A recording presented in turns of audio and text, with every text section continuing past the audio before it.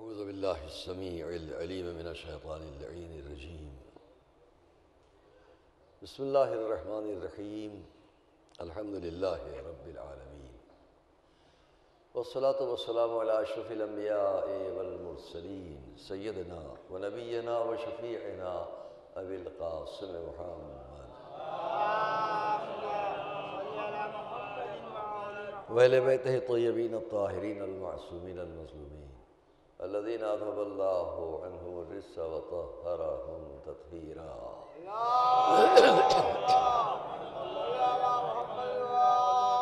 ورحمة الله على آبائهم وقتلتهم وغاصبي حقوقهم أجمعين من الأولين والآخرين. أما بعد، فقد قال الله سبحانه في كتابه المبين وقوله الحق. بسم الله الرحمن الرحيم. كما أرسلنا فيكم رسولا منكم يتلو عليكم آياتنا ويزكيكم ويعلمكم الكتاب والحكمة ويعلمكم ما لم تكونوا تعلمون. صلوات اللہ.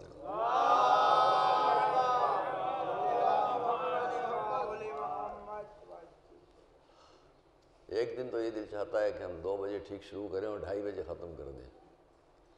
2:30 بجے ممبر سے اتر آئیں تاکہ جو لوگ یہ سمجھتے ہیں کہ 2:30 بجے شروع ہوتی ہے تو انہیں اندازہ ہو جائے گا نہیں وقت کیا ہے یہاں کا. ایک صلوات بھیجنے والے. ہم کسی دن ایسا کر سکتے ہیں کہ 2 بجے شروع کریں گے اور 2:30 بجے ختم کر دیں گے. بعض والوں کو شکایت بھی نہ ہوگی اور آنے والوں کو بھی شکایت نہیں رہ جائے گی کہ ثواب مجلس تو مل گیا ہے. ایک ہوتا ہے نا کہ نیت ہے، نیت تو سب ہوتا ہے، نیت بہت خاص بات ہے. ایک چھوٹی سی بات آپ کے سامنے ہے کہ نہیں کہ جب وہ وائز اور ایک غریب بیچارہ تلاش میں روزی کی چلا اور وائز تقریر میں بیان کر رہے تھے کہ بسم اللہ کے فوائد کیا ہیں، تو انہوں نے یہ بیان کیا کہ بسم اللہ الرحمن الرحیم کہہ کر اگر کوئی شخص پانی پہ بھی قدم رکھے تو ڈوب نہیں سکتا. سنا ہوگا واقعہ. وہ بیچارہ سنتا اور راستے سے گزر رہا تھا، تلاش میں روزی کی تھا. یہ وائس کیا تقریر کر رہے ہیں، رک گیا، سننے لگا. جب یہ سنا تو اسے اچھا لگا. روز دریا پار کر کے آتا تھا، روزی کی تلاش میں دور تک جاتا تھا، کشتی پہ بیٹھتا تھا، سفر کرتا تھا، ادھر اترتا تھا.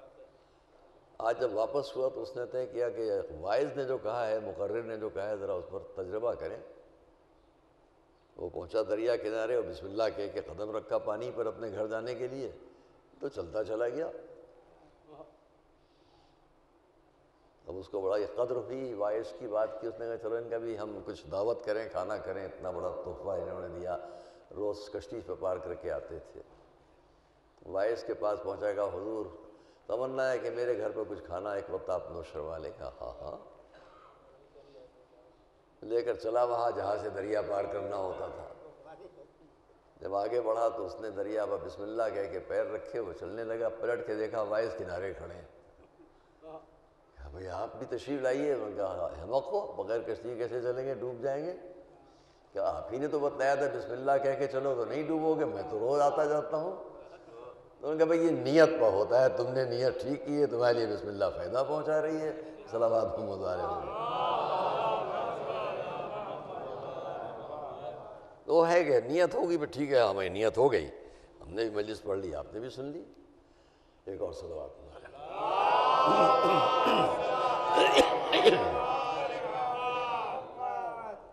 بسم اللہ پہ ایک اور آپ کے سامنے ذرا بات آ گئی، یاد سنا دیں. ایک گھر میں ایک مومنہ تھی، ان کو بسم اللہ سے ہر کام کی شروع کرنے کی بہت عادت تھی. کوئی کام بسم اللہ. بہت مومنہ. دفعہ سے جس کی زوجہ تھی وہ منافق تھا، اسے بڑا کھلتا تھا کہ جب دیکھیے یہ ہر کام میں بسم اللہ. گلاس اڑایا تو بسم اللہ، پانی پی، کسی کو پلاس پیش کیا تو بسم اللہ. تو انہیں بڑا کھلتا تھا. انہوں نے اس کی عادت کو دیکھتے سوچا کہ ایسا کروں کہ یہ اس بسم اللہ کہنے پر شرمندہ ہو. انہوں نے کوئی تھوڑا سا کچھ سونے کی کوئی چیز، کوئی اشرفی گنی سونے کی کوئی چیز ان کو دے کر کہا اس کو امانتاً رکھ، جب مانگوں واپس کرنا. بسم اللہ کہہ کے لیا. ایک کپڑے میں بسم اللہ کہہ کے اس سے باندھا، اس کپڑے کو بسم اللہ کہہ کے کونے میں رکھ دیا. انہوں نے دیکھ لیا کہاں رکھا ہے۔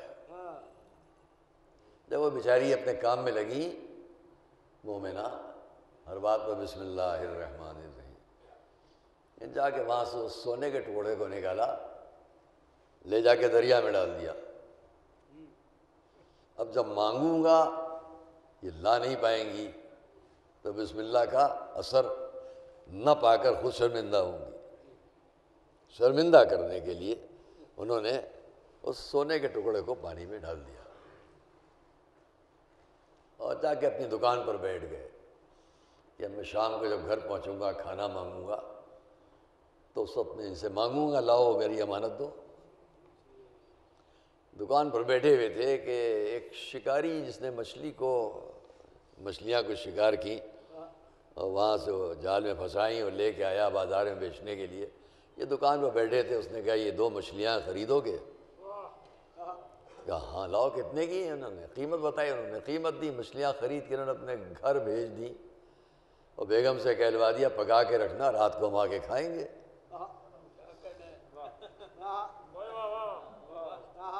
یہ رات کو جب گھر پہنچے وہاں بیگم نے مچھلیاں صاف کی، پاک کی، سب کی، دیکھا ان کے اندر وہ سونا، اس نے پھر کپڑے میں باندھا، بسم اللہ کہہ کے وہیں رکھ دیا جہاں رکھتی تھی۔ اب جب یہ آئے، آ کے انہوں نے کھانا کھایا، خوب آرام سے کھا پی کے کہا وہ ہماری امانت تو لاؤ۔ انہوں نے لا کر دے دی۔ اب ان کو بڑی حیرت ہوئی، ہم تو دریا میں پھینک کے آئے تھے، یہ کہاں سے واپس آئی؟ جب سارا قصہ معلوم ہوا تب ایمان لائے کہ بسم اللہ کا اثر کیا ہوتا ہے۔ صلوات محمد علیہ وسلم۔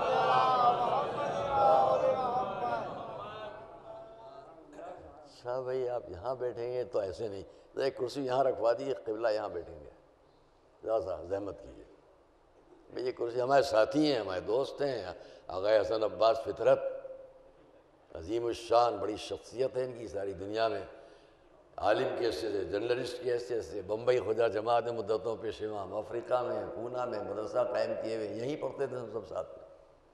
مجھے بڑا اچھا لگ رہا ہے کہ آج ہمارے دوست، ہمارے ساتھی ہماری مجلس سنیں گے بیٹھ کے۔ ایک صلوات محمد علیہ وسلم۔ میں خیال کرو جب ایک بسم اللہ میں اتنا اثر ہے تو جس کے بغیر بسم اللہ ہی نہ ہو اس پر کتنا اس کا اثر ہوگا۔ صلوات محمد علیہ وسلم۔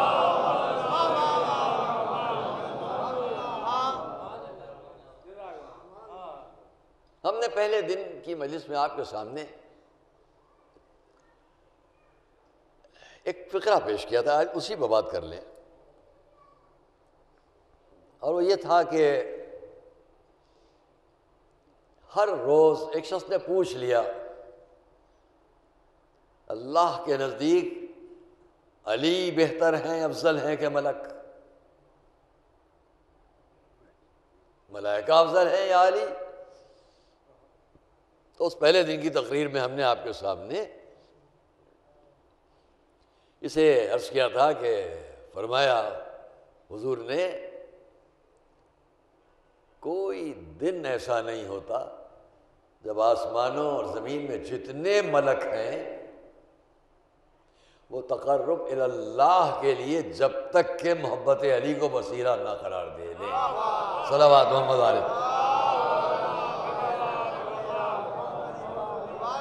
ایک اور صلوات محمد علیہ وسلم۔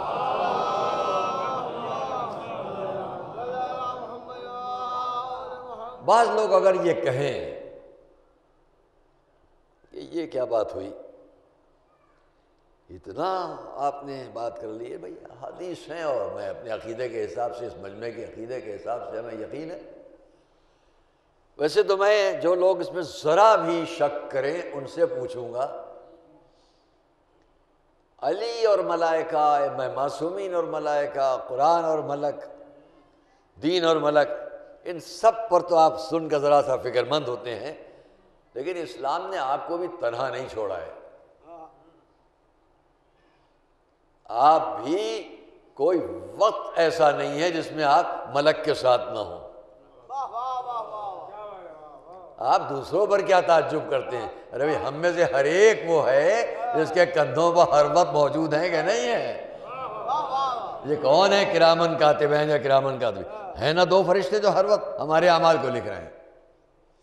اور حدیث میں یہ کہ جو آج ہیں وہ کل نہیں ہیں، ایک دفعہ جو ملک آ گئے آپ کے کاندھوں پر اور چلے گئے، وہ دوبارہ وہ نہیں آئیں گے، اب دوسرے آئیں گے۔ اس کے خزانہ رحمت میں جس طرح کمی نہیں ہے، ویسے ہی اس کے خزانے میں جو یہ طاقتیں اور قوتیں موجود ہیں ان میں بھی کوئی کمی نہیں ہے۔ ہم شمار ہی نہیں کر سکتے کہ وہاں ملک کی تعداد کیا ہے۔ صلوات محمد و آل محمد پر۔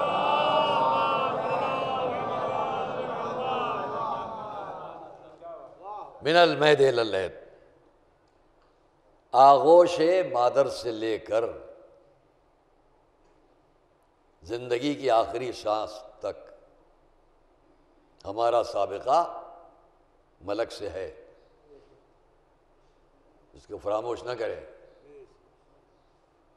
میں قرآن کریم کی ایک آیت سورہ حامیم السجدہ، ان الذین قالوا ربنا اللہ ثم استقاموا تتنزل علیہم الملائکہ الا تخافوا ولا تحزنوا وابشروا بالجنۃ التی کنتم توعدون۔ کیا مطلب ہے؟ قرآن کہہ رہا ہے حامیم السجدہ، ان الذین قالوا ربنا اللہ، ہم اور آپ سب وہ لوگ کہ جو یہ کہیں ہمارا رب اللہ ہے، ثم استقاموا، پھر اپنے اس قول پر ثابت قدمی سے برقرار رہیں۔ یہ نہیں اس وقت مانا اللہ کو، بعد میں شک کرنے لگے، ایسا نہیں۔ جب سے مانا پھر اس پر صاحب مجموع البیان علامہ طبرسی نے اسی موقع پر کہ استمروا علیہا، اس پر باقی رہیں، باقی رہیں۔ زبان سے کہہ دیا ہمارا رب اللہ ہے، پھر اس پر باقی رہیں، برقرار رہیں اپنے اس قول پر ثابت قدمی کے ساتھ۔ رب اللہ ہے، دل سے کہا، زبان سے کہا، عمل سے کہا ہمارا رب اللہ ہے، اللہ ہے۔ یہی ہے ایک مسلمان اور مومن کی شان، یہ اقرار ربوبیت کر لیا، صرف زبان سے نہیں، عمل سے پیش بھی کرے اس کو، باقی رہے تو کیا ہوگا؟ یہ مجمع اس عقیدے کا جہاں جہاں ہے، ہم نے کہا اللہ دل سے، زبان سے، عمل سے مانتے ہیں، کون ہے جو نہیں مانتا؟ جب ہم نے اور آپ نے اس رب کو مانا اور تو باقی بھی رہے تو قرآن نے کیا کہا؟ تتنزل علیہم الملائکہ اللہ تخافوا ولا تحزنوا وابشروا بالجنۃ التی کنتم توعدون۔ یاد رکھو جب تم اللہ کو مان لو گے اور برقرار بھی رہو گے اس کے اوپر تو تم پر ملائکہ نازل ہوتے رہیں گے اور یہ کہتے رہیں گے ڈرو نہیں، خوفزدہ نہ ہو، اس جنت کی بشارت تمہارے لیے ہے جس کا وعدہ دنیا میں تم سے کیا گیا تھا۔ صلوات محمد و آل محمد۔ بآواز بلند صلوات محمد و آل محمد۔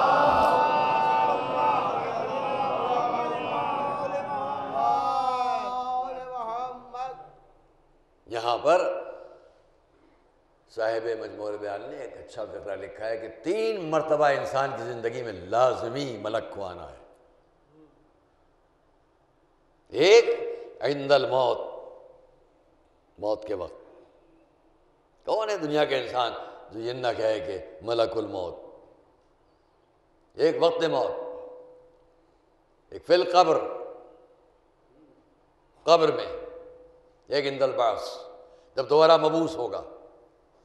3 وقت اس کا سابقہ ملک سے ہونا ہے، موت کے وقت، قبر میں، بعثت کے وقت جب دوبارہ مبعوث ہوگا۔ یہ 3 وقت، یہ 2 فقرے کسی وجہ سے عرض کر رہا ہوں۔ ہر ملک کیا کہے گا؟ لا تخافوا ولا تحزنوا، خوف نہیں، حزن نہیں۔ یہاں پر انہوں نے کیا لکھا؟ خوف کیا ہے؟ ایک ذرا سا بچوں کے معلومات کے لیے، خوف حزن. قرآن کیا کہہ رہا ہے؟ نہ تو خوف نہ ڈر نہ حزن، ملال. خوف و ملال دونوں جس کو ہم اردو میں ترجمہ کر کے کہتے ہیں، نہ خوف نہ ملال، نہ خوف نہ ڈر، نہ خوف نہ حزن، نہ خوف نہ کچھ رنج. مولانا آپ وہاں بیٹھے ہیں، اچھا نہیں لگ رہا؟ آئیے آئیے آئیے، آ جائیے.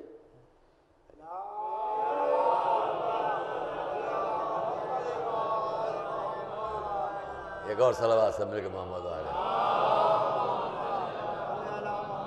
میں کبھی کبھی رک کے بیچ میں کہہ دیتا ہوں، لوگ کہتے ہیں مت کہا کیجئے، لیکن میں کہہ دیا کرتا ہوں کہ سڑک پر جو ہمارا مجمع مجلس بیٹھ کے سنتا ہو وہ جامع نظمیہ کے حدود میں آئے تو اچھا لگے گا. ایک اور صلوات محمد علیہ وسلم. تو کیا ہے یہاں پر ایک اچھا فقرہ لکھا، کیا مطلب ہے وہ کیوں کہہ رہا ہوں. ہر ملک کیا کہے گا ہر مومن سے جو ربنا اللہ پھر باقی رہے. ملک کیا بشارت دے گا؟ لا تخافوا ولا تحزنوا، نہ خوف نہ حزن. یہ قرآن میں دونوں لفظیں بہت جگہوں پر آئی ہیں، بہت سی جگہوں پر ہے. لا تخف ولا تحزن کہاں پر کہا گیا آپ کو معلوم ہے. کوئی خوف نہیں، کوئی حزن نہیں. اب اردو میں ترجمہ کر لیتے ہیں ڈر ملال،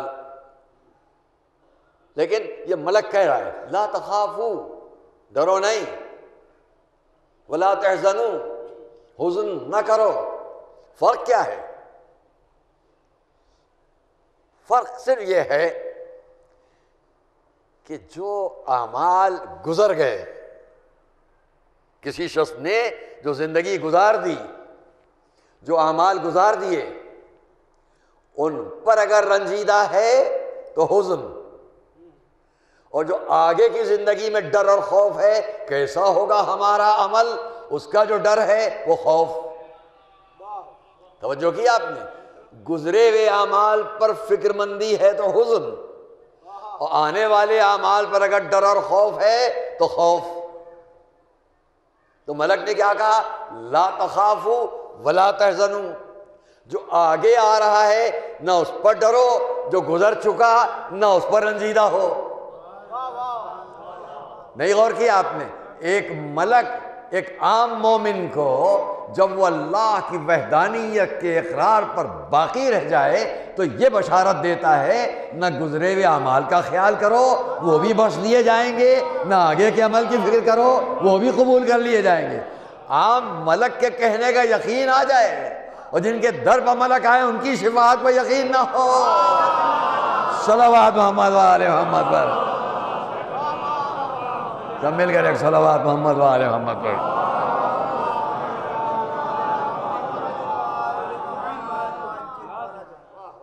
کیا رشتہ ہے؟ میں نے پہلے دن عرض کیا ملک کا رشتہ کیا ہے. آج اسی پر سن لیے چند لفظ بس. ملک کا رشتہ اس گھر سے کیا ہے؟ روایات میں ہے، کیوں ہے وہ بھی بیان کروں گا. کیوں ہے؟ روایات میں کہ جب حضور معراج کی منزلوں پر گئے، جس آسمان سے گزرے لا تعداد ملک سامنے آتے گئے، جو آیا اس نے ایک تمنا ظاہر کی. مولائی مجمع ہے، ایک تمنا ظاہر کی، یا رسول اللہ جب پلٹ کے جائیے گا ہمارا سلام علی کو پہنچا دیجیے گا. صلوات محمد و آل محمد پر.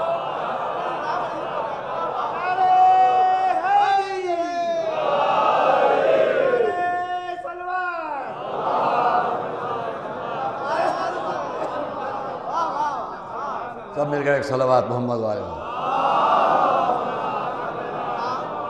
ہمارا سلام. بہت روایات ہیں یہاں پر، بہت ہیں، لیکن میں اپنی حدود میں رہتے ہوئے مجلس کی حدود کو سامنے رکھتے ہوئے سلام پہنچا دیجیے گا. کیوں یہ ملک کو اتنی محبت کیوں ہے ابھی بیان کروں گا. ملک کو نام علی سے اتنی محبت کیوں ہے؟ مجھے یہاں پر وہ 2 قدم کے فاصلے میں فرنگی محل ہے. وہاں ایک بڑے شاعر گزرے تھے میاں عابد حسین. میں نے کبھی ان کی اس سلسلے میں پوری نظم آپ کو سنائی ہے, پورا قصیدہ سنایا, مخمس ہے. اس میں کہ ایک یاد آ رہا ہے وہ سنا دوں. کیوں ہے ہر جگہ ان کا ایک خالی, علی اخی محمد, علی خدا کا ولی, ماشاء اللہ شاعر, علی اخی محمد, علی خدا کا ولی, علی کا نام ہے نام خدائے لم یزلی. صلوات محمد علیہ. علی اخی محمد, علی خدا کا ولی, علی کا نام ہے نام خدائے لم یزلی. علی کے ذکر سے دین نبی کی بات چلی, لکھا ہے باب ارم پر بخط سبز و جلی, خدا کے بعد نبی ہے نبی کے بعد علی. صلوات محمد علیہ.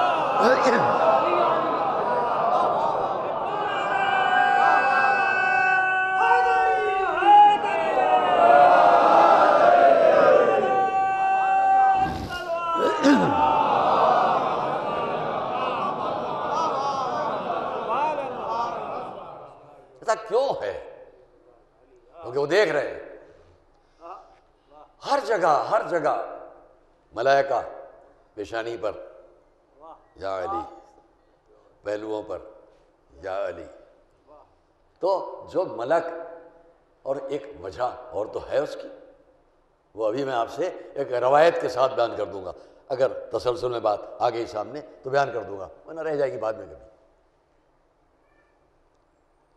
وہی معراج کی منزلیں ہیں. تو یہ بڑی عجیب روایت ہے. ایک اور صلوات پڑھے تو عرض کروں, بڑی عجیب. کتاب الملائکہ ہے, اس کے اندر بہت کچھ ہے.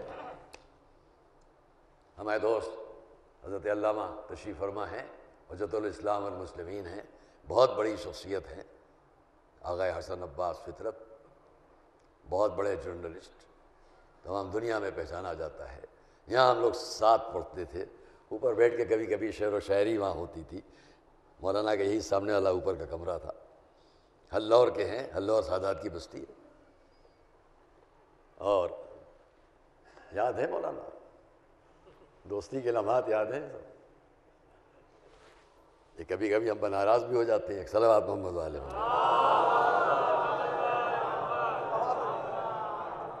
مگر چونکہ ان کا تخلصی فطرت ہے تو ان کی فطرت میں صاف گوئی ہے اور محبت اہل بیت ہے.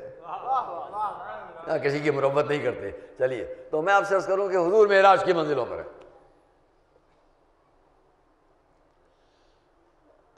ایک جگہ ہمارے حضور نے بڑا ہجوم ملائکہ کا دیکھا. وہاں کی ایک چھوٹی سی روایت. آج میں خالی روایتی طور پر کچھ باتیں. ہمارے جسٹس جناب ہمارے حیدر عباس صاحب, ہمارے یہ بھی ساتھی ہیں, یہ بھی ہمارے ڈیبیٹس کے تقریروں کے ساتھی ہیں. اتفاق ہے کہ ایک ساتھی ادھر ہیں جو علوم قدیمہ اور اصل اور یہ عصر جدید کے دونوں ماشاء اللہ سے, بیچ میں بیٹھا ہوا ہوں. صلوات محمد علیہ.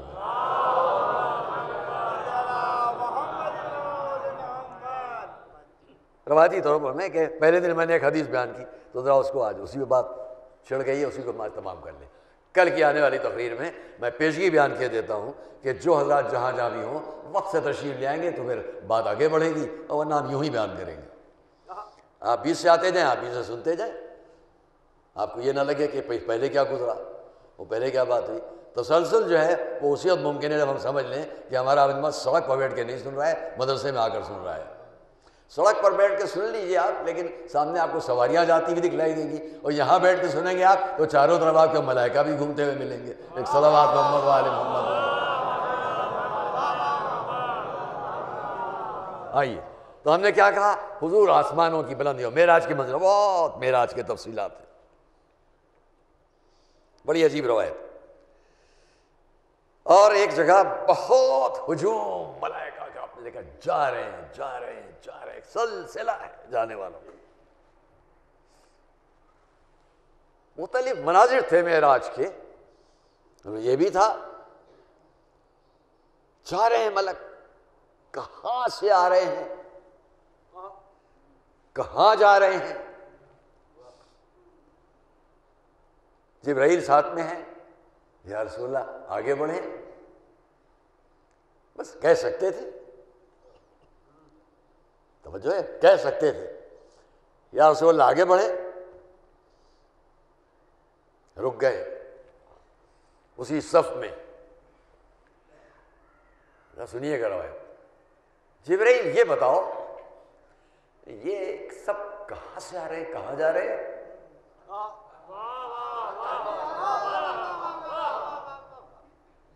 یا رسول اللہ اس کی تو مجھے بھی خبر نہیں, اس کی تو مجھے بھی خبر نہیں. میں تو جب سے ہوں یہی دیکھ رہا ہوں, جب سے ہوں یہی دیکھ رہا ہوں. یہ آ رہے ہیں جا رہے ہیں, آ رہے ہیں جا رہے ہیں, اور جن کو ایک دفعہ جاتے ہوئے دیکھا دوبارہ نہیں دیکھا, جن کو ایک دفعہ جاتے ہوئے دیکھا دوبارہ نہیں دیکھا. ابراہیم تمہاری عمر کیا ہے؟ جب سے ہوں تو عمر کیا ہے؟ یا سر مجھے اتنا تو نہیں معلوم کیا عمر ہے, اتنا اندازہ ہے. بھائی ہمارے جیسے کہتے نہیں لوگ, ان کا سن پیدائش کیا ہے, تو گھر کی بیویاں کیا کہتی ہیں, ان کو سن نہیں یاد رہتا ہے. بھائی جب وہ فلاں کے یہاں وہ فلاں بچہ پیدا ہوا تھا یا فلاں کی شادی ہوئی تھی تو سب میں یہ پیدا ہوئے تھے. وہ حساب سے اسی سے لگایا جاتا ہے. جب وہ بہیا آئی تھی, سیلاب آیا تھا تو سب وہ پیدا ہوئے تھے. اس کے علاوہ کچھ نہیں. بھیا وہ آپ لوگ بھول گئے جب وہ بخار بہت تیز ہوا تھا نا, اس کو کتنا عرصہ ہوا, 4 سال سے 10 سال تو ہو گئے ہوں گے. اس بخار کے وقت جب وہ بہت پریشان تھی نا, وہ تو ان کے یہاں ولادت ہوئی. تو حساب یوں لگا لیا جاتا ہے. تو جو حساب کا انداز ہم لوگوں کو کیا ہے, معاذ اللہ معاذ اللہ, ان کا میں یہ تو نہیں بتا سکتا کہ کون سا سن. ہاں اتنا معلوم ہے کہ اللہ ایک ستارے کو خلق کرتا ہے 30,000 سال میں ایک دفعہ. بہت عجیب روایت ہے. 30,000 سال میں ایک ستارے کو خلق کرتا ہے, اور میں اب تک اس ستارے کو 30,000 مرتبہ دیکھ چکا ہوں. صلوات محمد علیہ محمد. ایک اور صلوات محمد علیہ محمد. یہ تو آپ نے بہت سنی روایت جو میں نے بیان کر دی, لیکن اس سے کسی کی عمر کا اندازہ آپ نہیں کر پائیں گے. کتنی, یہ تو آپ نے اندازہ بھائی بہت ہوگی عمر, بہت ہوگی. اب میں وہ عمر بیان کروں کہ آپ حیران ہو جائیں. جبرائیل کے ساتھ ذرا آگے بڑھے تو کیسے معلوم یہ کہاں سے آ رہے ہیں, کہاں جا رہے ہیں, کب سے آ رہے ہیں, کب تک جائیں گے. تو ایک جبرائیل نے دیکھا اور رسول نے, حضور نے بھی دیکھا, ایک بہت سن و سال والے ایک اور بڑے بزرگ ملک سامنے بیٹھے ہیں. بہت بزرگ, ملائکہ میں بھی بہت بزرگ. ان سے پوچھا جائے, ان سے پوچھا یہ بتائیے کہ یہ کب سے آ رہے ہیں, کب سے جا رہے ہیں, کہاں سے آ رہے ہیں, کہاں سے جا رہے ہیں. تو بھائی یہ ہم کو بھی نہیں معلوم, ہم کو بھی نہیں معلوم. اب یہ سن میں بہت زیادہ ہیں, جبرائیل سے بھی کچھ زیادہ ہی ہیں. آپ کو بھی نہیں معلوم, بھائی ہم کو بھی نہیں معلوم. آپ کا سن کتنا ہے؟ سن سنیے گا ذرا, آپ بتائیے آپ کا سن کتنا ہے؟ اس بوڑھے بزرگ, اب بوڑھا میں کیا کہوں, اس بزرگ ملک نے جواب دیا, اللہ سبحانہ و تعالی ایک ستارے کو خلق کرتا ہے جو میں دیکھتا رہتا ہوں, وہاں بلندی پر 4 لاکھ سال میں ایک دفعہ خلق کرتا ہے. وہ 30,000 سال تھے, 4 لاکھ سال میں ایک دفعہ خلق کرتا ہے, اور میں اب تک 4 لاکھ مرتبہ اسے دیکھ چکا ہوں. صلوات محمد علیہ.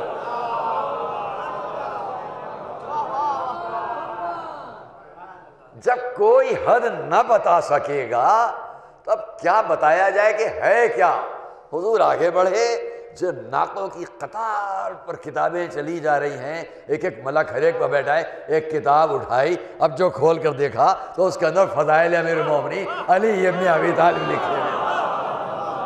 صلوات محمد و آل محمد پر۔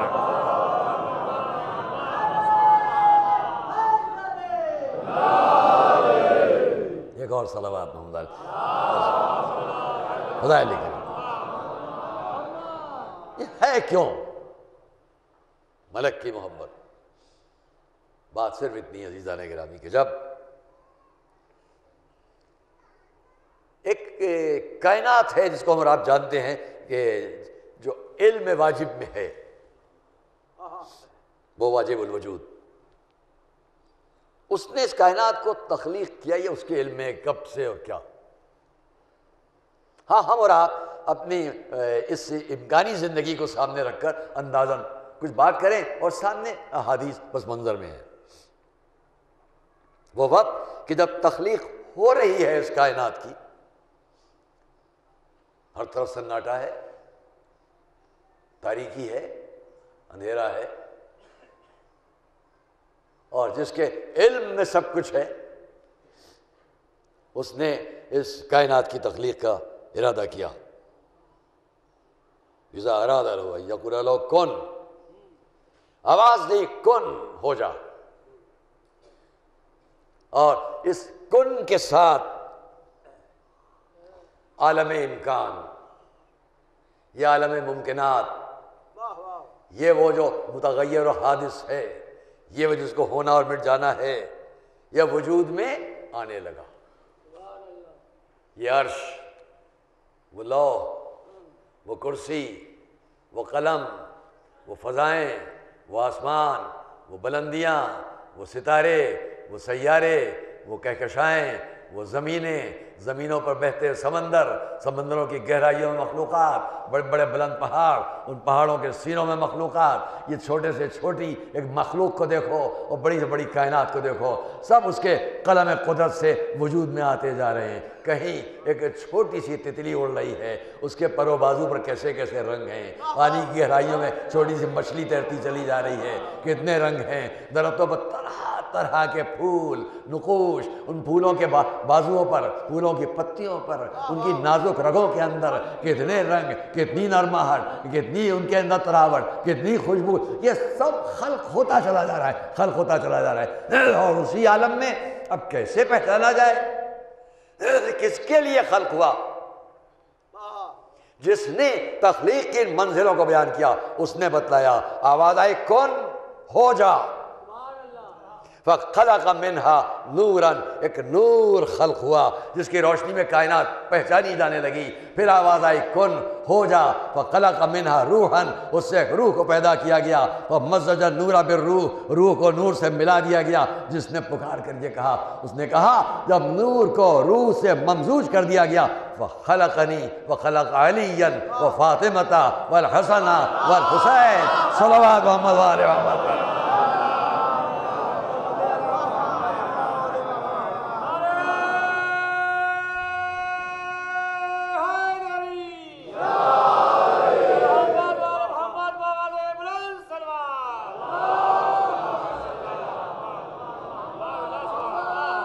لیکن بات یہاں ختم نہیں ہو گئی، فرما رہے ہیں جب یہ ہو گیا تو اللہ نے میرے نور، اب کیسے کائنات؟ وَخَلَقَنِي، مجھے، وَخَلَقَ عَلِيًّا، علی کو خلق کیا، وَفَاطِمَةَ وَالْحَسَنَ وَالْحُسَيْنَ۔ اب حضور نے فرمایا اس وجوہ پر غور کر لیجئے گا، پھر میرے نور کو شگافتہ کیا گیا، وَخَلَقَ مِنْهُ الْعَرْشَ، میرے نور سے عرش کو خلق کیا گیا، پھر نور علی کو شگافتہ کیا گیا، دو حصے کیا گیا، اس سے ملک کو خلق کیا گیا۔ اب پہچانا آپ نے ملک کی نسبت کیا ہے علی سے؟ صلوات محمد و آل محمد پر۔ میں یوں ہی زحمت نہیں دیتا ہوں، کوئی بات بھی ہو اس کے پیچھے پس منظر میں یا آیت ہے یا حدیث ہے یا روایت ہے، ایک اور صلوات محمد و آل محمد۔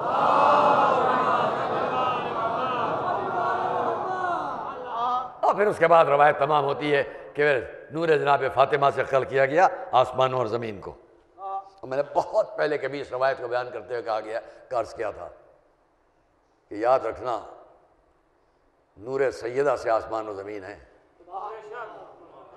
جس کو سیدہ سے محبت نہ ہوگی اس کو اس کائنات میں رہنا حرام ہے۔ صلوات محمد والے محمد والے۔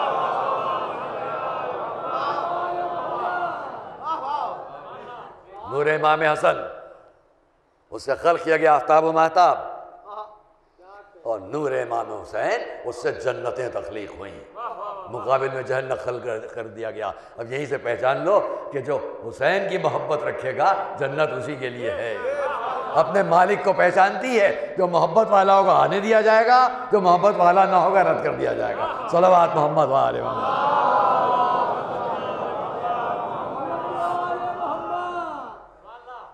اور عزیزان کرام، اس لیے حضور نے بھی بتلانے کے لیے کہ کیا نسبت ہے، ایک موقع پر حضرت ابوذر سے فرمایا جاؤ ذرا علی کو بلا لاؤ۔ حضرت ابوذر آئے، دق الباب کی آوازیں دی، کوئی جواب نہ ملا، واپس گئے، یا رسول اللہ علی نہیں ہے گھر میں؟ فرمایا نہیں ہے، جاؤ پھر بلاؤ جا کے۔ پھر آئے ابوذر، پھر آواز دی، جب کوئی جواب نہ ملا تو گھر کے اندر دیکھا، چکی چل رہی ہے، کوئی چلانے والا نہیں ہے۔ خیال کیا، چکی چل رہی ہے، کوئی چلانے والا نہیں ہے۔ پھر علی آئے، بتلایا رسول نے بلایا ہے، گئے، جا کر واقعہ بیان کیا، یا رسول اللہ علی کو میں نے آتے ہوئے دیکھا، چکی کے پاس کوئی تھا نہیں، چکی چل رہی تھی۔ فرمایا اللہ نے ان سیاح ملائکہ کو خلق کیا ہے جو آل محمد کی خدمت میں ہمیشہ لگے رہتے ہیں۔ ایک صلوات محمد والے محمد۔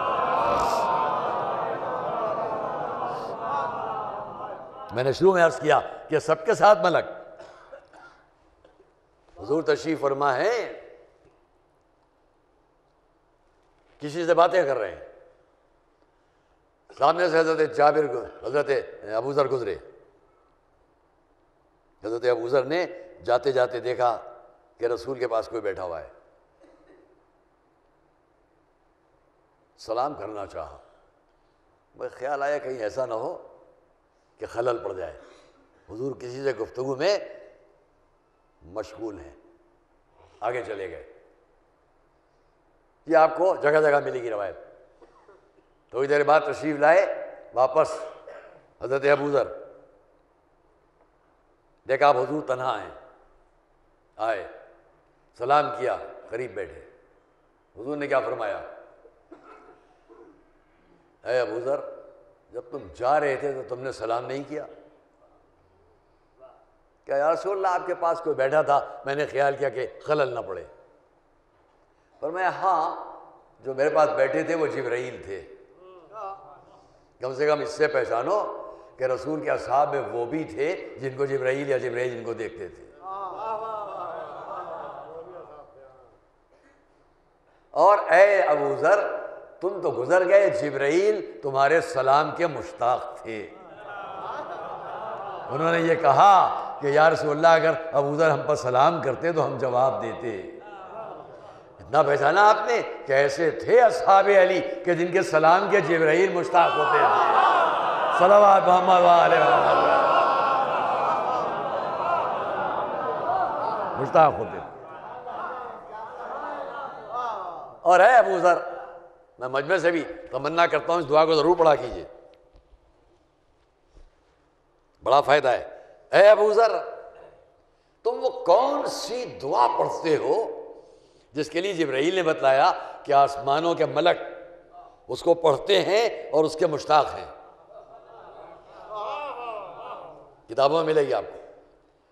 وہ کون سی دعا اے ابوذر جس کو تم پڑھتے ہو یہاں اور آسمانوں میں ملک پڑھتے ہیں؟ اس سے اندازہ کرو کہ یہ ہے بزم رسالت، اور یہ ہے علی کے دوستدار وہ اصحاب کہ جو یہاں دعا پڑھ دیں تو ملک دہرا رہے ہیں۔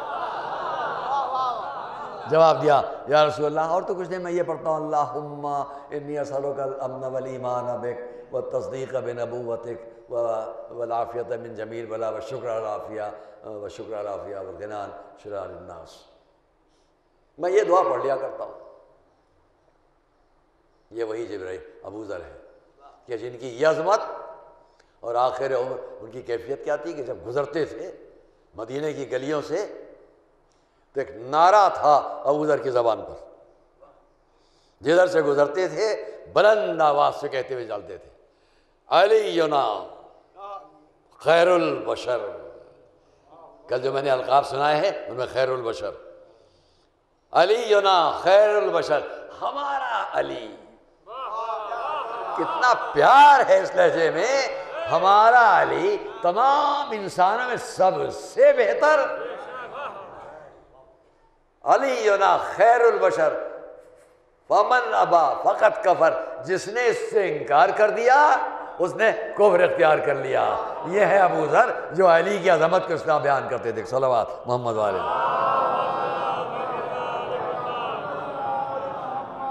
میں نے آپ سے عرض کیا ہے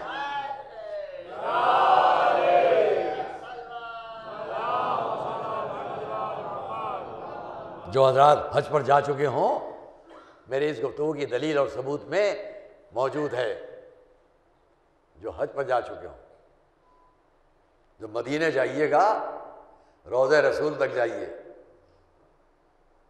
تو روضہ رسول میں پہلے ایک رواق آئے گا، ادھر سے گزریے اور سیدھے ہاتھ پر دیکھیے، اس جگہ کا نام باہر لکھا ہوا ملے گا، باب جبریل. بات کیا ہے؟ یہ ہے معاذ اللہ بلا تشبیہ روضہ رسول، اور یہ ہے باب جبریل. سامنے جو قبر رسول ہے اس پر سامنے جو دروازہ بنا ہوا ہے وہ دروازے پر تالے پڑے ہوئے ہیں. میں نے وہاں کے حاجب سے پوچھا یہ دروازہ کیسا ہے؟ وقت مل گیا، سناٹا تھا، جو کھڑا ہوا تھا میں نے اس سے پوچھا یہ دروازہ کیسا ہے؟ بہت بڑا حجرہ قبر کا، یہ دروازہ کیسا ہے؟ تو اس نے جواب دیا ھذا بیت فاطمہ رضی اللہ تعالیٰ عنہا، یہ فاطمہ کا گھر ہے. آپ نے سن لیا کہ اس نے کیا کہا؟ وہ میرے ذہن میں فوراً بات آئی. اس نے کہا ھذا بیت فاطمہ رضی اللہ تعالیٰ عنہا، یہ ان کا گھر ہے. ادھر کیا ہے؟ باب جبریل. وہ گھر کیا ہے؟ فاطمہ کا گھر. اس کا ایک اور بھی نام ہے قبۃ الوحی، جہاں وحی الہی کا نزول ہوتا تھا. خانہ کعبہ کا نام قبہ آدم، معصومہ کے گھر کا نام جناب خدیجہ کے گھر کا نام قبۃ الوحی، جہاں جبرائیل آتے تھے. باب جبرائیل کس مناسبت سے ہے؟ یہ دروازہ خالی جبرائیل نہیں، جس ملک کو بھی آنا ہو وہ یہاں حاضری دیتا تھا اور اس کے بعد اپنی بلندیوں پر جائے. یہ ہے بیت فاطمہ. روایت میں ہے کہ آج بھی جب یہ ہے کہ تنزل الملائکہ تنزل الملائکہ، آپ سورہ انا انزلنا میں پڑھا کرتے تنزل الملائکہ، تمام ملائکہ جو آسمان سے نازل ہوتے ہیں امر رب کو لے کر، تو روایت میں ہے کوئی ملک ایسا نہیں ہے جو زمین پر آئے اور اپنا کام کر کے اگر واپس جانے لگے تو پہلے بیت فاطمہ تک آئے گا تب واپس جائے گا. صلوات محمد و آل محمد. اور اسی لیے آپ کے لطف کے لیے عرض کرتا چلو اس ایک صلوات سے مل کر محمد آ جاؤ. واحد سبزواری کا واقعہ میں کبھی کبھی بیان کر دیا کرتا ہوں دلچسپی کے لیے کہ ذرا سنیے گا. ممبر سے بیٹھے ہوئے خطبہ دے رہے تھے، کہنے لگے ایک وقت ایسا آیا کہ اس سے بڑی مشکل میں کبھی آیا ہی نہیں تھا. ممبر پر بیٹھے ہیں، گفتگو کر رہے ہیں اور حضور کی شان میں بیان کر رہے ہیں. اتنے میں ان کے منہ سے یہ بات نکلی کہ حضور کے پاس 12,000 دفعہ جبرائیل وحی لے کر آئے. تو کہنے لگے ایسی مشکل میں میں پھنسا تھا کہ کبھی اس سے پہلے نہیں. یہ ایک چاہنے والے نے کھڑے ہو کر سوال کیا کہ حضور کے پاس تو 12,000 دفعہ آئے، علی کے پاس کتنی بار آئے؟ اب کیا کہوں کہ حضور کے پاس تو وحی لے کر آتے تھے 12,000 دفعہ، وہ علی کے پاس کئے دفعہ آئے؟ کہ کہنے اتنے میں ذہن میں جواب آیا فوراً. میں نے کہا رسول کے پاس 12,000 دفعہ آئے تھے، علی کے پاس 24,000 دفعہ آئے تھے. کہا یہ کیسے آپ نے کہا؟ کہ رسول نے فرمایا ہے انا مدینۃ العلم وعلی بابھا، میں علی شہر کا علم کا شہر ہوں، علی اس کا دروازہ ہے.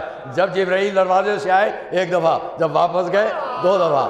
صلوات محمد و آل محمد.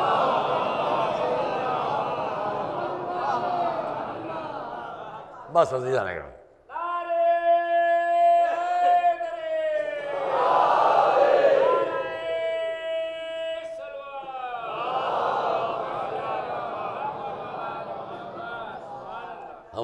کے امام کربلا کے راستے میں ہیں۔ ایک شخص نے سلام کیا، کہاں سے ہو تم؟ کوفے سے۔ کہا اے شخص یہاں ملے، مدینے میں ملتے تو میں تمہیں وہ جگہیں دکھاتا کہ جہاں ملائکہ کے آنے جانے کے نقوش ہیں، نقوش ہیں ان کے آنے جانے کے، تو میں بتلاتا ہوں ان جگہوں کو۔ اور ہم اور آپ اس عقیدت کے ساتھ ہیں کہ جہاں ملک کا آنا جانا رہتا ہو، جس دروازے سے ہمیشہ وابستہ رہتے ہو، چکی چلانا ہے تو آنا ہے۔ چھوٹے چھوٹے شہزادے اگر باہر سے آ رہے ہیں، زلفوں میں، رخسار پر، چہرے پر، سر کے بالوں میں اگر ریت اور گرد ہے، روایت جبرائیل آسمان سے تشت لے کر آئیں گے، بہشت کے پانی سے حسنین کے گیسوؤں کو دھلائیں گے۔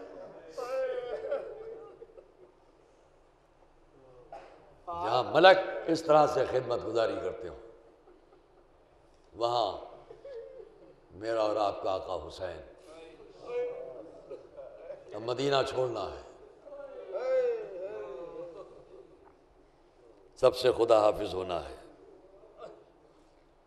تاریخ میں ہے کہ جب 2 محرم کو کربلا پہنچے تھے، کل کا دن، آپ دن بھر مصائب میں آپ نے سنا ہوگا کہ امام حسین 2 محرم کو کربلا پہنچے، ایک کے بعد ایک گھوڑے کو بدلنا شروع کیا۔ بعض روایات ہے کہ 8 گھوڑوں تک بدلے، 7 کو سب مانتے ہیں۔ جس گھوڑے پر آپ بیٹھے تھے اس کے 2 نام ہیں، ایک ذوالجناح، دوسرے مرتجس۔ اسی کو ذوالجناح بھی کہتے ہیں، اسی کو مرتجس بھی کہتے ہیں۔ یہ وہ گھوڑا ہے جس پر آپ کے ہمارے حضور جنگ احد میں جس کی پشت پر تھے۔ لوگوں کو تعجب ہوگا اتنا زمانہ گزرنے کے بعد بھی گھوڑے کی عمر اتنی کیسے؟ کہاں حضور پشت پر جنگ احد 2 ہجری 3 ہجری 3 ہجرت، اور کربلا 60 ہجرت، اتنا زمانہ کیسے؟ لیکن اس کے لیے کسی کو اس پر تعجب نہ کرنا چاہیے کہ اتنا زمانہ کیسے، اس لیے کہ منسوب کس سے ہے؟ رسول سے۔ اور رسول کے پاس یہ کب آیا تھا؟ تھوڑا سن لیجئے، رسول کے پاس یہ کب آیا تھا؟ ذوالجناح توفتاً جب امام حسین کی ولادت نہیں ہوئی ہے، ولادت سے پہلے، جب کچھ وقت گزر گیا اور ہمارے آپ کے آقا حسین اس دنیا میں آئے، وقت گزرا، 2 سال 3 سال 4 سال، رسول اپنے اصحاب کے ساتھ کھڑے ہیں، کتنے میں امام حسین گھر سے باہر آئے، سامنے رسول کا گھوڑا مرتجس، خوبصورت، بہت ہی حسین پیکر۔ امام حسین نے دیکھا، خواہش کی، روایت ہے تمنا کی کہ اس گھوڑے پر سوار ہو۔ تاریخ میں جیسے ہی امام نے یہ چاہا کہ گھوڑے پر سوار ہو، گھوڑا خود بخود امام کے قریب آ گیا۔ سنیے، آج میں نے جان کے اس لیے کہ مصائب میں کوئی کمی نہ ہو، گھوڑا امام حسین سے قریب آیا، زمین پر بیٹھ گیا۔ کتنا پہچانتا ہے اپنے اوپر سوار ہونے والے رہوار کے جذبات کو۔ زمین پر بیٹھ گیا، امام حسین آگے بڑھے، لوگوں نے سہارا دیا۔ کمسن شہزادہ پہلی بار جب گھوڑے پر بیٹھ چکے تو لوگوں نے پلٹ کر چاہا کہ رسول کو مبارکباد دی۔ آج آپ کا نواسہ پہلی بار گھوڑے کی پشت پر بیٹھا۔ لوگوں نے دیکھا رسول سامنے کھڑے، زار و قطار ہو رہے، زار و قطار رو رہے ہیں، آنکھوں سے آنسو بہ رہے ہیں۔ کچھ اصحاب نے کہا یا رسول اللہ کیا ہم سے کوئی خطا ہو گئی جو آپ کی آنکھوں میں اس طرح جواب ملا نہیں، تم سے کوئی خطا نہیں، بلکہ میں یہ دیکھ رہا ہوں کہ جس طرح اس گھوڑے نے آج اپنے سوار کو اپنے پشت پر نرمی سے سوار کیا ہے، میں دیکھ رہا ہوں ایک وقت آئے گا میرا یہ شہزادہ تیروں سے چھلنی جسم ہوگا اور یہ گھوڑا اسی آہستگی سے ان کو زمین پر اتارے گا۔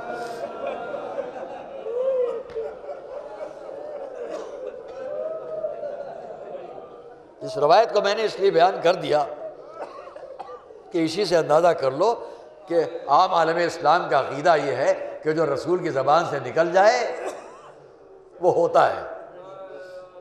اگر جنگ موتا میں جا رہے ہیں اور آپ نے فرما دیا پہلے یہ پھر یہ پھر یہ، اگر یہ شخص شہید ہو جائے تو یہ سردار، یہ شہید تو یہ سردار، تو ایک یہودی نے کہا جب کسی نبی کی زبان سے اگر کہہ کے بھی کوئی بات نکل جائے تو وہ ہوتی ہے۔ اگر آپ نبی ہیں تو ایسا ہوگا، اور پھر یہی ہوا جس میں آپ نے فرمایا تھا کہ آخر میں اگر کوئی نہیں تو جعفر تیار اس لشکر کے سردار ہوں گے۔ تو اگر میرا یہ شہزادہ جس طرح آج سوار ہو رہا ہے، میں دیکھ رہا ہوں کہ ایک وقت یہ گھوڑا اپنی پشت سے اسی نرمی سے اتارے گا۔ وہی گھوڑا ہے۔ کربلا میں امام حسین پہنچے، اس جگہ پہنچے جہاں سے کبھی یہ گھوڑا گزرا ہے، جگہ کو پہچانا، رک گیا۔ امام حسین نے گھوڑے بدلنا شروع کیے، لیکن ہر گھوڑا پہچانتا ہے امام کی مرضی کو، بدلتے جا رہے ہیں۔ آخر لوگوں سے پوچھا اس جگہ کا نام کیا ہے؟ ایک عجب بات ہے کہ میں آپ کے سامنے جتنے بھی نام بیان کر دوں آپ خاموش رہیں گے۔ یہ بچپن سے دیکھتا آتا ہوں، سنتا آتا ہوں، بچپن سے یہی منظر میں دیکھتا چلاتا ہوں، سنتا چلاتا ہوں۔ اسی ممبر پر بڑے بڑے ذاکرین کو میں نے سنا جب میں بہت چھوٹا کر یہاں بیٹھ جایا کرتا تھا، وہ بھی جب اس روایت کو پڑھتے تھے تو میں نے یہی منظر دیکھا اور ابھی اس کو تجربتاً بیان کرتا ہوں۔ مولا نے پوچھا اس جگہ کو کیا کہتے ہیں؟ کہا گیا اس جگہ کو نینوا کہتے ہیں، اور کیا کہتے ہیں؟ طف کہتے ہیں، اور کیا کہتے ہیں؟ نام بیان۔ جب مولا نے پوچھا اور بھی کوئی نام، تو لوگوں نے مولا اسے کربلا بھی کہتے ہیں۔ دیکھیے آوازیں بلند ہو گئی، جب لفظ کربلا آتا ہے تو آوازیں بلند ہو جاتی ہیں، یہ دل کا تعلق ہے۔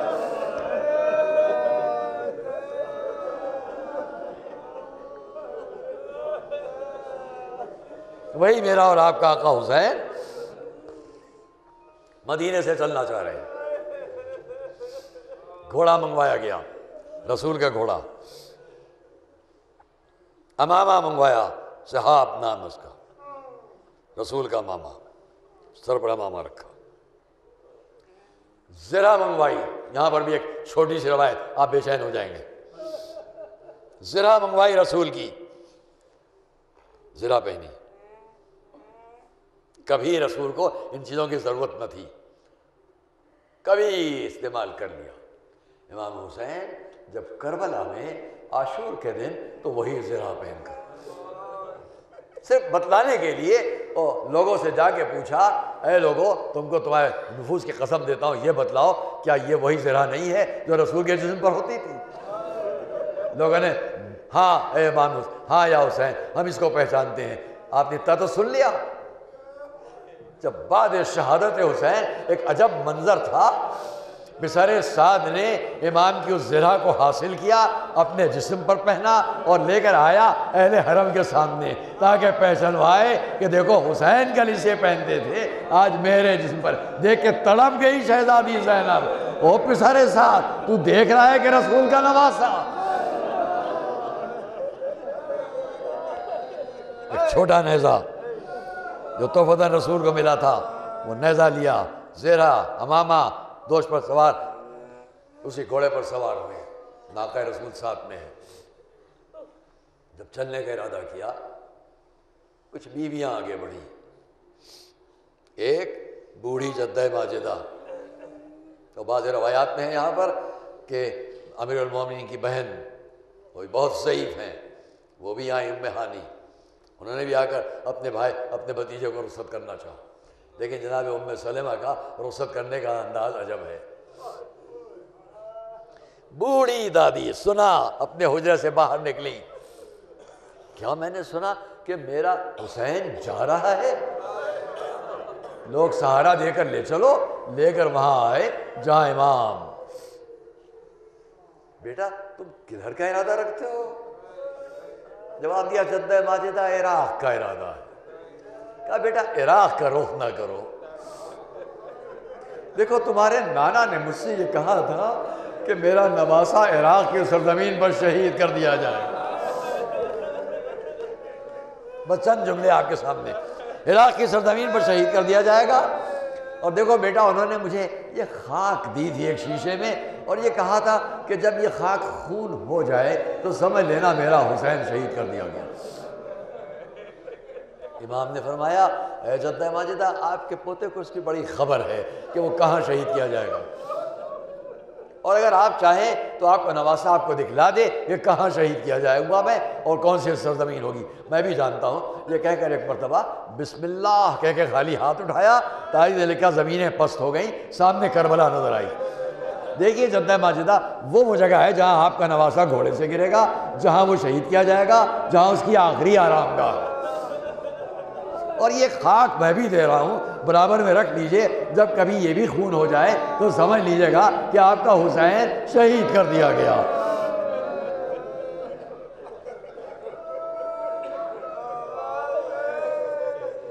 اس بات کو روایت کو یہی میں تمام کر لوں آپ کے سامنے کہ روز عاشوراء تک عالم یہ تھا، جناب ام سلمہ کا روایات میں ہے کہ جب امام حسین رخصت ہو گئے اور چلے گئے اپنے سفر پر، تو اب حالت یہ تھی جناب ام سلمہ کی کہ روز آتی تھی اور اس شیشے کو غور سے دیکھتی تھی جس میں دونوں خاک موجود تھی، روزانہ غور سے دیکھتی تھی، دیکھتی رہتی تھی۔ ایک دن عاشور کا دن تھا کہ جب ام سلمہ آئی تو دیکھا دونوں شیشوں میں خاک خون تازہ بن کر جوش مار رہی ہے۔ ایک مرتبہ چیخ مار کر نکلی، اے لوگوں میرا حسین شہید کر دیا گیا، میرا حسین مارا گیا۔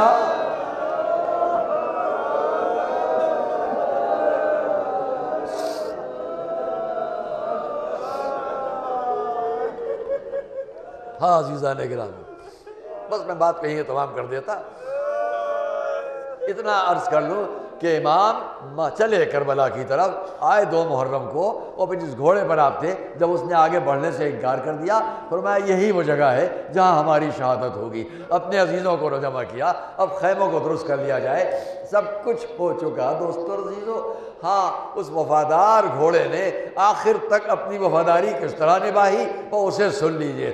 آخری بات یہ ہے کہ ایک وقت وہ بھی آیا کہ بیویاں اپنے سرپرست کو رخصت کر کے در خیمہ پہ انتظار میں کھڑی ہیں، اب نہ عباس ہے، نہ علی اکبر ہے، نہ قاسم ہے، کون بتلائے کہ کربلا میں میدان میں حسین پر کیا گزر رہی ہے کہ اتنے میں در خیمہ پر دوڑتا ہوا ذوالجناح آتا ہوا دکھائی دیا۔